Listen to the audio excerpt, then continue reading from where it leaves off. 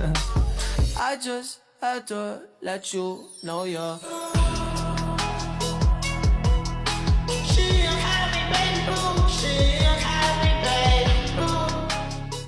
Yang pertama, background image.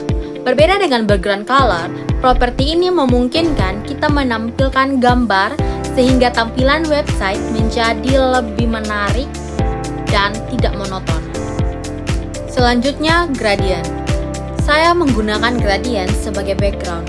Gradient ini merupakan perpaduan dua atau lebih warna yang dibuat langsung dengan CSS tanpa perlu gambar. Keuntungannya adalah lebih ringan dan fleksibel. Selanjutnya, opacity. Di sini saya menggunakan properti opacity untuk mengatur tingkat transparansi suatu elemen. Nilainya dari 0 sampai 1, di mana 0 itu transparan, penuh dan 1 itu tidak transparan. Namun perlu diperhatikan, jika kita menggunakan opacity, maka seluruh isi elemen termasuk teks juga akan ikut menjadi transparan. Selanjutnya, writing mode. Pada bagian ini saya menggunakan writing mode untuk mengatur arah teks. Secara default, teks ditampilkan horizontal, tetapi dengan properti ini saya bisa mengubahnya menjadi vertikal atau arah lain sesuai kebutuhan tampilan. Yang kelima, overflow. Overflow digunakan ketika konten di dalam sebuah elemen melebihi ukuran yang sudah ditentukan. Dengan properti overflow, saya bisa mengatur apakah konten tersebut akan disembunyikan, ditampilkan dengan scroll, atau tetap terlihat keluar dari box. Selanjutnya ada link CSS. Di bagian ini, saya mengatur tampilan link menggunakan shadow class seperti hover, active, and visit. Dengan ini, link bisa berubah warna atau gaya saat disentuh atau diklik oleh pengguna sehingga lebih interaktif. Adapun juga bagian list.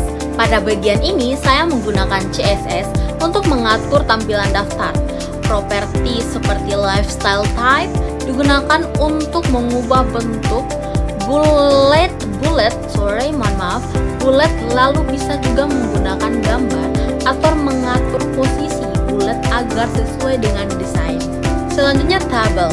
Di sini saya mengatur tampilan tabel menggunakan CSS.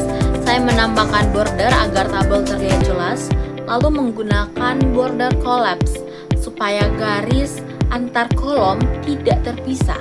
Selain itu, saya juga mengatur ukuran dan posisi teks agar tabel lebih rapi dan mudah dibaca. Selanjutnya ada form. Pada bagian form, saya mengatur tampilan elemen seperti input dan button menggunakan CSS. Saya juga bisa menggunakan pseudo class untuk memberikan efek saat user mengisi form, misalnya saat fokus atau validasi. Selanjutnya ada content. Properti content digunakan untuk menambahkan isi pada elemen. Biasanya dipakai bersama pseudo element seperti before dan after tanpa mengubah HTML. Selanjutnya ada counter. Di sini saya menggunakan CSS counter untuk membuat penomoran otomatis. Dengan ini, nomor akan muncul secara otomatis tanpa harus ditulis manual. Selanjutnya ada filter. Filter digunakan untuk memberikan efek visual seperti blur, grayscale, atau brightness pada elemen agar tampilan lebih menarik. Selanjutnya ada import.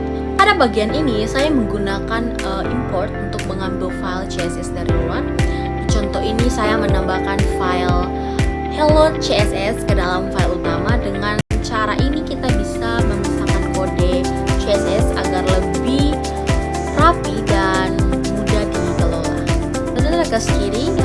Mohon maaf jika salah ya. Garis kiri adalah konsep bagaimana browser menentukan CSS mana yang digunakan. CSS bisa berasal dari berbagai sumber dan yang memiliki prioritas lebih tinggi atau ditulis terakhir akan diterapkan. Dan yang paling terakhir teman-teman ada layer. Terakhir saya menggunakan layer untuk mengatur prioritas CSS. Di sini saya juga menambahkan file layer CSS ke dalam layer tertentu.